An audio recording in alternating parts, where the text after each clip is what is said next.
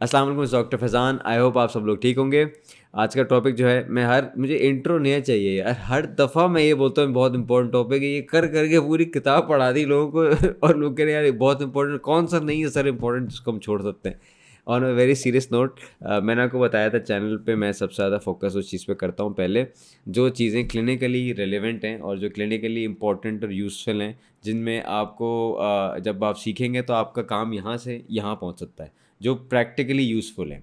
ठीक है, तो उसमें जो है ना एक बड़ा डिफरेंस है from between final year student, a house officer. I would consider both of them same in the sense कि जो मैं आगे बताने वाला हूँ आपको समझ आ जाएगा कि हाँ ठीक है, ये एक ओपीडी में लोग हैं, चाहे वो थर्ड ईयर हो, फाइनल ईयर, हाउस ऑफिसर हो, एचओडी क्यों ना हो, कोई भी हो, एक वहाँ लोग हैं। दूसरी अवाम है जो है क्लिनिक्स पे। ये दोनों अवाम ज़मीन आसमान का फ़र्क है। इन दोनों पे जो है वो पेशेंट का भी बहुत फ़र्क है, इन दोनों में प्रोटोकॉल्स का भी काफ़ी फ़र्क है। नहीं होना चाहिए। यही चीज़ को स्टैंडर्डाइज करने के लिए हमें बीडीएस दोबारा देना पड़ता है कहीं जब किसी और कंट्री जाते हैं, या फिर हमें जो है कोई उनका एग्ज़ाम क्लियर करना पड़ता है, एंड राइटली सो।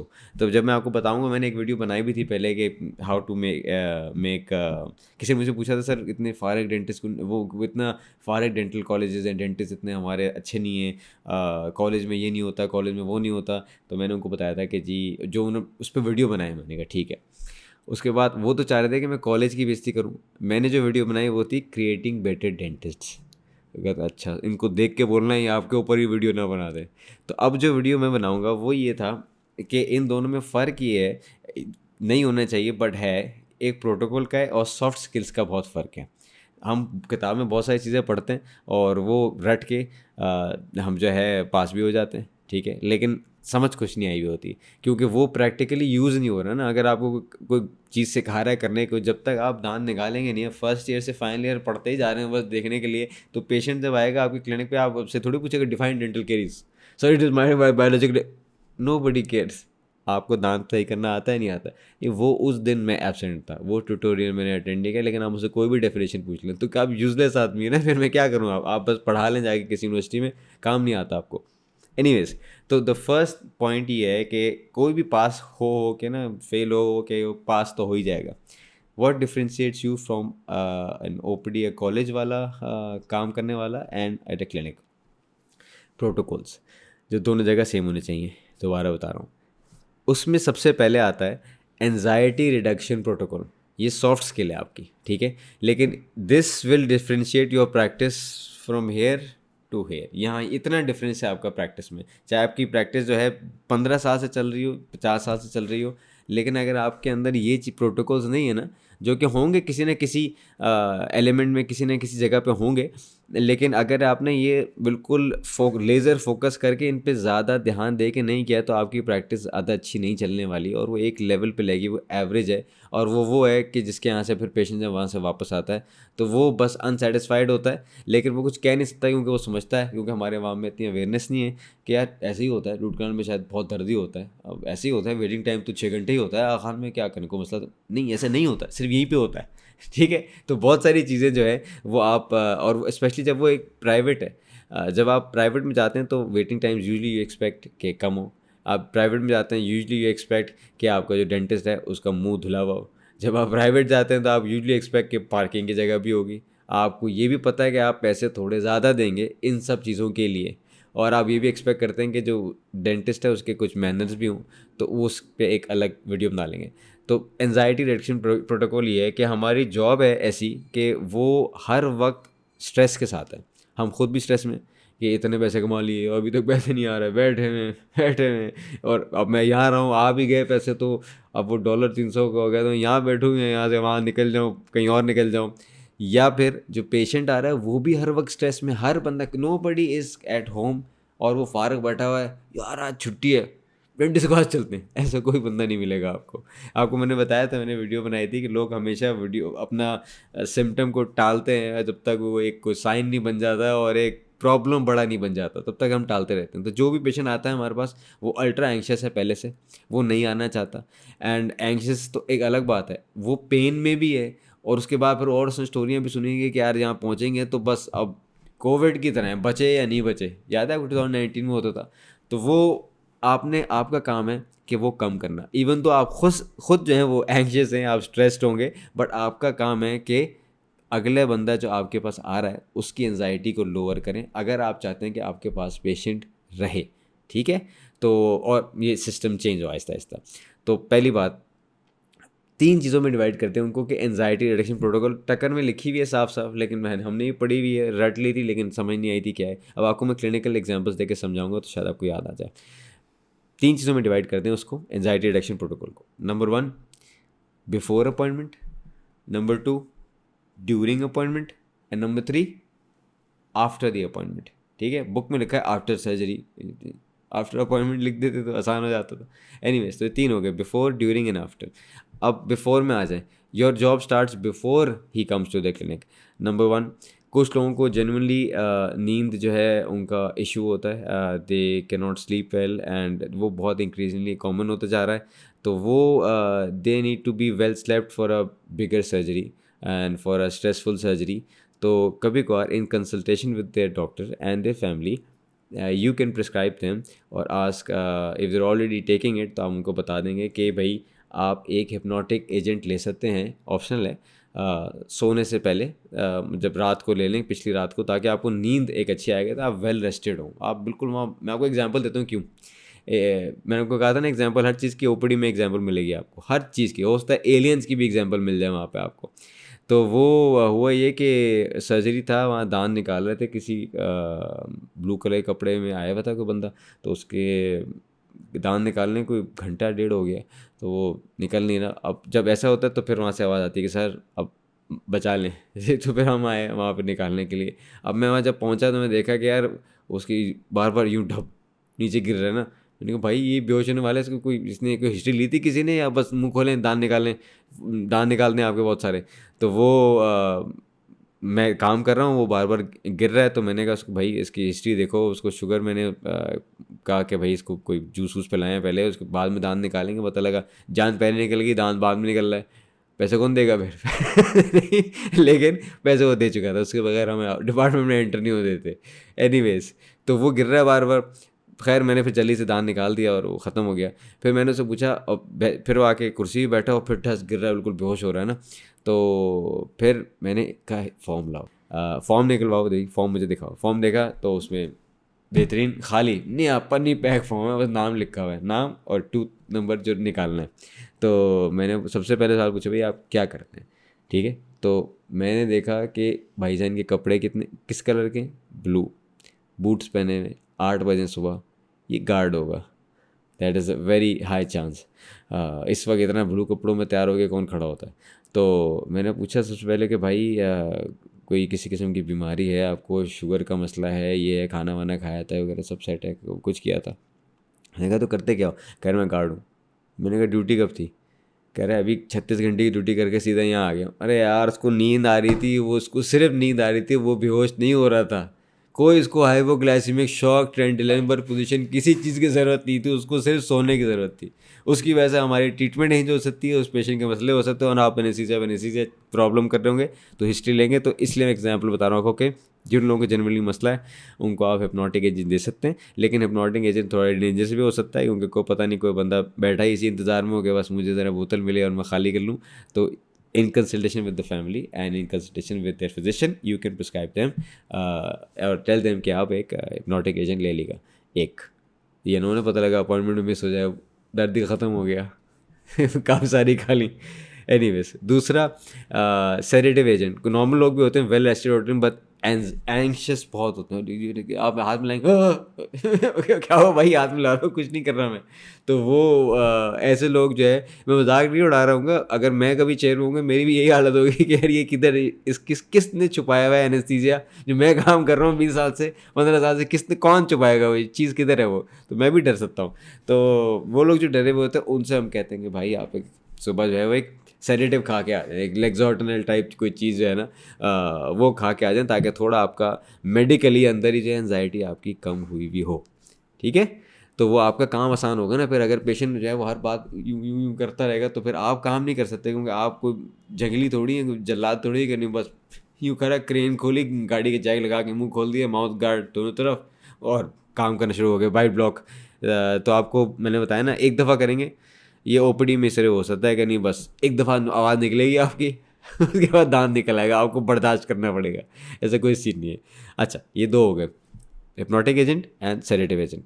तीसरा जो है, आप उसको जब बुलाएंगे अपॉइंटमेंट पे, मैंने को बताया ना बेचारा टेंशन में आया हुआ, पहली अपॉइंटमेंट पे आपने उसको बुलाया, उसकी सर्जरी है, उसकी हालत ख़राब हुई हुई है डर से, और आपने उसको बुला लिया लेट्स से 8 बजे सुबह, नहीं आपने उसको बुला लिया दोपहर में 2 बजे, आपने देखा अपॉइंटमेंट कितने बजे खाली है, 2 बजे बुला लो, 2 बजे बुला लिया, बेहतरीन, उसको 4:30 बजे तक वेटिंग एरिया में बैठा हुआ है वो कि जी डॉक्टर साहब फंस गए। अब इतना तो देर लगती है यार खान में देखे इस बड़े डॉक्टर साहब में 2 घंटे बिजी हो सकते हैं, हाँ, लेकिन बड़े डॉक्टर साहब के दिमाग शायद थोड़ा सा बड़ा नहीं है, क्योंकि उनको अगर समझ आ गई थी कि ये जो पेशेंट है ये बहुत ज़्यादा एंग्शियस है, तो इसकी 2 बजे अपॉइंटमेंट नहीं, इसकी सुबह 8 बजे 9 बजे अपॉइंटमेंट होनी थी, पहला काम होना था, और ये करके ख़त्म होता चला जाता। अब ये 2 बजे आया था, 4:30 तक बैठा हुआ है, और आवाज़ें अंदर से आ रही हैं लोगों के चीखने की, टेंशन की, डॉक्टर एक दूसरे को गालियाँ दे रहा है, किधर है केस, मंगाया नहीं लैब से तुमने, ये ख़त्म हो गया, वो नहीं है, पेशेंट अलग रो रहा है, एक बीच में 2-3 पीडो पेशेंट आ गए, बस अगर पेशेंट पीडो आ गया ना इसके बीच में, तो वो बेचारा वैसे ही एक्सपायर ना हो जाए टेंशन से। तो आपको अपॉइंटमेंट्स की मॉर्निंग देंगे, और उसका जल्दी काम ताकि हो, ताकि वेटिंग एरिया में ज़्यादा ना बैठे, वो देखते रहे कि यार क्या हो रहा है क्या नहीं उन्हें। ठीक है, अब बात कर लेते हैं कि ड्यूरिंग अपॉइंटमेंट हम एंजाइटी कैसे रिड्यूस कर सकते हैं। उसमें 2 कैटेगरीज हैं, एक है फार्माकोलॉजिक मेथड्स और एक है non pharmacologic methods. Non pharmacologic methods का मतलब है कि दवाई शवाई हटा के वैसे ही कैसे आप उसका कम कर सकते हैं एंजाइटी। तो उसमें पहला आता है फ्रीक्वेंट वर्बल रीअश्योरेंस, यह आप रट लें, क्योंकि ज़्यादा पूछ रहा है किसी से कि आप ठीक हैं, आप ठीक हैं, आप ठीक हैं, आप ठीक हैं, बेहतर है एज़ कम्पेयर टू कुछ ना पूछो कि ऑस्ट्रेलिया में किसको दर्द होता है, इनको थोड़ी दर्द होगा, क्यों ऐसे बच्चे के मर रहे हो, दर्द नहीं होगा। ओ भाई, वो आपको पैसे दे रहा है ना, पेशेंट इज़ किंग, याद रखें। अगर आप नहीं पूछेंगे तो अगली बार मैं पूछूंगा तो पेशेंट मेरा होगा। सिर्फ जो आपको सीधी बात नहीं समझ आ रही ना, वो मैं आपको बता देता हूँ। तो क्या कहते हैं, आप बेशक स्केलिंग क्यों ना कर रहे हो, फिलिंग क्यों ना कर रहे हो, बेशक उस वक्त आप क्योर क्यों ना कर रहे हो, क्योरिंग में ज़िंदगी में किसी को कभी दर्द नहीं हुआ, ठीक है, और ना हो सकता है, अनलेस उसके आँख के अंदर आप डाल लें वो अंधा हो जाए। बट एनीवेज, लेकिन अगर आप उससे उस वक्त भी पूछ लेंगे कैसे दर्द हो रहा है, दर्द नहीं हो रहा, तो क्या यार नहीं, मुझसे कॉन्स्टेंटली पूछा है उन्होंने, फ्रीक्वेंट वर्बल रिएक्शन, भाई कुछ नहीं होगा, कुछ नहीं होगा, ये होने वाला है, ये होने वाला है, तो आप उसको जो है एक इत्मीनान होता है। ठीक है, that's number 1। Number 2, distracting conversation. इसी की बात नहीं करते ना सिर्फ, अब मैं आपके फेफड़ों में एंटर हो रहा हूँ अब मैं यहाँ केरीज यहाँ से डिस्टेंस से है ना हटा रहा हूँ, कीड़े मुझे नज़र आ रहे हैं, और आपकी नस अब फटने वाली है इसके अंदर हम जा रहे हैं, खून बह रहा है, कोई और बात करें यार, कोई और बात करें। मैं सजेस्ट नहीं कहूँगा कि पॉलिटिक्स पे बात करें या रिलीजन पे बात करें, इसके अलावा किसी चीज़ पे बात कर लें। कटरीना कैफ की आपने नई तस्वीर देखी है बेचारी कुछ मतलब anything whatsoever distract, you are suppose to talk to them about anything except for what you are doing. उसी वक्त ऑफ कोर्स मैं ये करता हूँ कि मैं हर स्टेप बताता हूँ कि मैं क्या कर रहा हूँ या क्या करने वाला हूँ, लेकिन उसी की कमेंट्री नहीं जारी रखता। अब केडीज के बारे में कोई फुटबॉल मैच थोड़ी चल रहा है, मेक सेंस। तीसरा वेरी इंपॉर्टेंट, वो है टेल शो डू टेक्निक। याद है आपने बच्चों के साथ करते हैं कि पहले आप उसको बताते हैं कि हम क्या करने वाले हैं, फिर आप उसको दिखाते हैं कि जी हम कॉल मिलाने वाले हैं, हम इस फ़ोन से कॉल मिलाएंगे और अब हम कॉल मिला रहे हैं। ठीक है, इसे कहते हैं टेल शो डू टेक्निक। उसी तरह पेशेंट को कोई सरप्राइजेस नहीं देने आपने, ये नंबर 3 है। कोई सरप्राइज़ नहीं है कि आप बैठे में एकदम से ड्रिल चला दिया आपने यार क्या बकवास है यार ये। वैसे ही मैं आपको बता रहा हूँ, वो डरा हुआ एज पे एकदम से सरप्राइज़ दिया आपने उसको कि यार छुरी निकाल ली। आप उसको पहले बता देंगे वो पता है सर्जरी के लिए आया है, अब मैं आपका ये काम करने वाला हूँ, तो वो कोई डर नहीं रहा और शौक नहीं लग रहा उसको। ठीक है, तो तीसरी चीज़ क्या होगी कि आपने उसको कोई सरप्राइज़ नहीं देना, उसको वो he is ready for everything, इसलिए वो आया हुआ है, तो बस आप उसको पहले से बताएंगे ताकि कोई सरप्राइज़ ना हो। चौथा, कोई अननेसेसरी आवाज़ें ना आ रही हो। मुझे जो है ना मेरा सर खोल जाता है, मजाक के अलावा बता रहा हूँ। मुझे अगर आपने मुझे गुस्सा दिलाना है ना, तो you can be around me and make unnecessary noises, कुछ भी कहे, मुझे नहीं चाहिए ये आपकी आवाज़ें, आपने अपने अपने तक रखें। पेशेंट को जो है ना ये सस्पेंस, ये ग्लैडिएटर एंटर थोड़ी हो रहा है स्टेडियम के अंदर अब देखें आप बचेंगे नहीं बचेंगे। कोई अननेसेसरी चीज़ें नहीं चाहिए। आपको मैं कह रहा हूँ उसको बता के करें आप क्या कर रहे हैं। पीछे जो आपका असिस्टेंट जो आप काम कर रहे हैं कि देखें कुछ नहीं होगा, मैं आपको एनेस्थीसिया दे रहा हूँ। ठीक है, आप इमेजिन करें कि आप पेशेंट है, ठीक है, पेशेंट वो आ रहा है आपके पास, और आपका एनेस्थीसिया दे रहा है, आपको पता है कि थोड़ा सा दर्द हो गया, इन्होंने बता दिया है, थोड़ा स्प्रे भी कर दिया है, तो जो है वो दर्द इतना खास नहीं होने वाला। अब आप जा रहे हैं आप भी देख रहे हैं यार ये कहाँ से आवाज़ आई, ये क्या बकवास है ये। तो आपको समझ आइए क्या कह रहा हूँ, डर लगा आपको, मुझे खुद डर लग गया, हालांकि मैंने ही किया ये। तो अननेसेसरी आवाज़ जो है ना वो नहीं चाहिए। दरवाज़ा बंद करें उसका यूनिट का, ताकि बाहर जो है वो लड़ ना रहा हो सप्लायर से, या कोई और बातें ना हो रही, या वो ड्रिलिंग शुरू कर दे कि साथ वाले कमरे में एक्स्ट्रा नॉइस नहीं चाहिए। ओके, मैंने तो अपने यूनिट जो है जितने वो है एक तरह से साउंड प्रूफिंग थोड़ी टू सम एक्सटेंट की हुई है, और वो ये की हुई है कि जो कंप्रेसर है वो पेशेंट के सर के ऊपर नहीं रखा हुआ। अगर आपके पास जगह है, अगर छोटी जगह है तो समझ आती है, लेकिन अगर छोटी जगह नहीं है, 2 कमरे भी हैं एटलीस्ट, तो जो कंप्रेसर है वो या तो बाहर रखें या छत पर रखें या कहीं और रखें, वहाँ पे ना बैठा हो। अभी आपने सिर्फ सक्शन निकाली और ओके यार, ये जो चीज़ एक मॉन्स्टर ऑन हुआ है पीछे, इसकी जो भी पावर हार्नेस हो रही है, अब वो इस इंस्ट्रूमेंट के अंदर है जो मेरे मुंह में जा रहा है, उसको थोड़ी पता है सक्शन है। तो ये बहुत ही जो है ना, ये भी डराने वाली आवाज़ है। तो ये लाइक आई सेड, आवाज़ें टू मिनिमम। पेशेंट तैयार है, पेशेंट काम कराने के लिए आया है, इसका ये मतलब नहीं है कि हर वक्त उसके मुंह के सामने आप वहाँ पे ब्लेड रख देंगे। ऐसे रखा हुआ है ब्लेड, वो उसी को देखे जा रहा है, देखे जा रहा है, देखे जा रहा है। Keep surgery instruments out of sight. गोल मटोल इंस्ट्रूमेंट रख लें सामने, कोई मसला नहीं, वो किसी को भी उससे डर नहीं रखता। लेकिन जो सर्जरी के इंस्ट्रूमेंट्स है, बार बार वो रीइंफोर्स होगा उसके दिमाग में, वो एक दफ़ा काम किया, अपने साइड पर रख दिया, वो वहीं पर रखने की ज़रूरत नहीं है। वो एक अलग वीडियो में बना चुका हूँ कि एक आपको पूरा एक अंबार बनाने की ज़रूरत नहीं कि जितने इंस्ट्रूमेंट्स हैं सर्जरी में सब निकाल दो, दान निकाल रहा हूँ मैं भाई जो चाहिए 2 इंस्ट्रूमेंट वहाँ रखें, बाकी सारे हटा दें, और जब वो यूज़ हुए तो वो भी हटा दें। आखिरी, रिलैक्सिंग बैकग्राउंड म्यूज़िक। अब म्यूज़िक का ये है कि आपको मैंने बताया कि अननेसेसरी आवाज़ तो आ नहीं रही, लेकिन खामोशी हो जाएगी ना। फिर सोचें, अगर अब आप सोचें कि मैं आपका दान निकाल रहा हूँ और 1 2 3 गो, डर लग रहा है थोड़ा सा, खैर क्या हो, इतनी खामोशी नहीं चाहिए, इतनी खामोशी भी नहीं चाहिए। तो आप पीछे अगर एक फिल कर बैकग्राउंड म्यूज़िक लगा दें, बैकग्राउंड म्यूज़िक का मतलब नहीं पीछे चल छैया छैया लग जाए आप यूं यूं के सारे असिस्टेंट्स हैं आपके, यूं यूं कर रहे हो और जन्नत चले। इंस्ट्रूमेंटल्स प्ले कर दी, लाइट होटल म्यूजिक टाइप जो है वो पीछे आपने कहीं लगा दिया है, बहुत ही लो वॉल्यूम में, फुल ये नहीं कि आवाज़ आ रही है, अब मैं सर्जरी करने वाला हूँ, बीच में डुस डुस हेड बैंगिंग चल रही है, पीछे चलते रहे, ताकि उसका दिमाग लाइक ए सेट इस चीज़ पे जा नहीं रहा, वो बीच बीच में वो भी सुन रहा है, और एक पीछे बैक ऑफ द माइंड जाना, वो थोड़ा एनजाइटी उसकी रिड्यूस हो रही है। पहले था नॉन फार्माकोलॉजिक मेथड्स, जिसमें हम कर रहे हैं कि बात करनी चाहिए और आराम करें। दूसरा क्या है, ड्यूरिंग अपॉइंटमेंट की बात हो रही है। दूसरा है pharmacologic methods of anxiety control. उसमें जो नंबर 1 है वो ये है कि पेशेंट सोच के ये आता है कि दर्द नहीं होगा। एनेस्थीसिया, एनेस्थीसिया वो वाहिद चीज़ है जिस पर आपको पैसे नहीं बचाने, चाहे मेडिकल मार्केट में मिल रहा हो या शॉर्ट हो या ब्लैक में मिल रहा हो, वो वाहिद चीज़ है आपने पैसे को नहीं बचाने। जब तक प्रोफाउंड एनेस्थीसिया नहीं होगा तब तक पेशेंट एंक्शस ही रहेगा।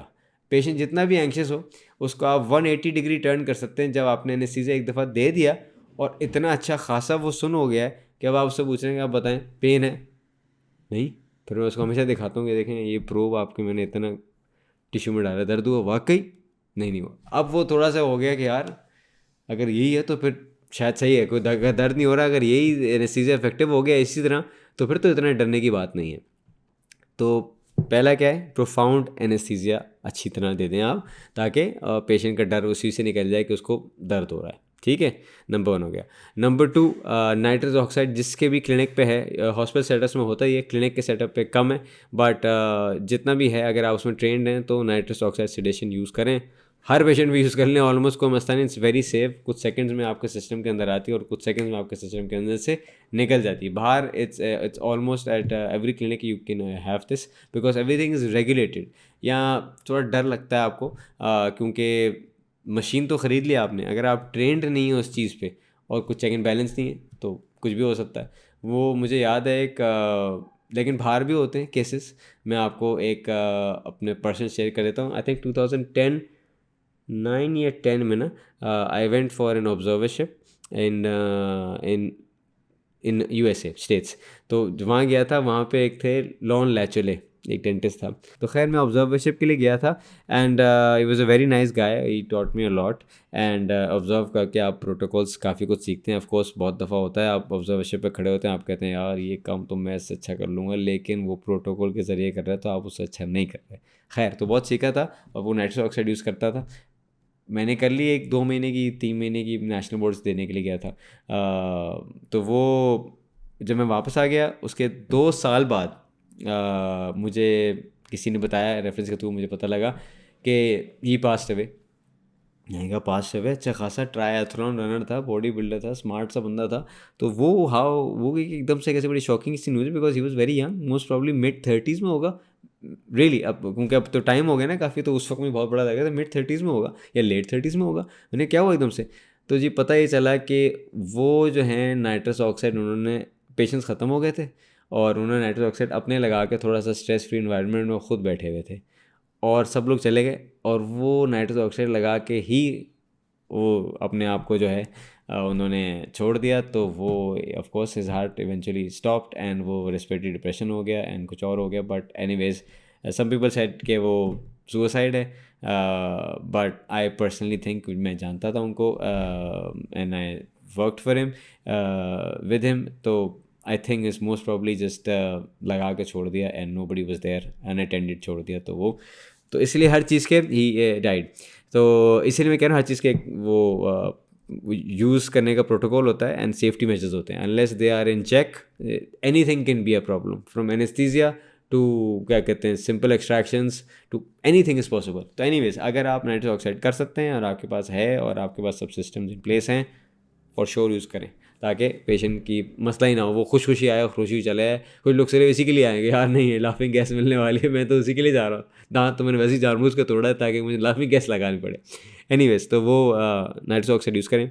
तीसरा जो है वो कुछ लोग जो हैं वो फॉर एग्ज़ाम्पल आप कुछ स्पेशल लोग होते हैं एंड तो उन लोगों जो है उनको हम जीए में काम करते हैं उनका, वरना उनका अगर नाइट्रस ऑक्साइड से भी काम नहीं हो रहा तो उनको इंट्रावीनस एंग्जाइलेटिक्स देते हैं। All of this is done at hospitals, not at clinics, ठीक है।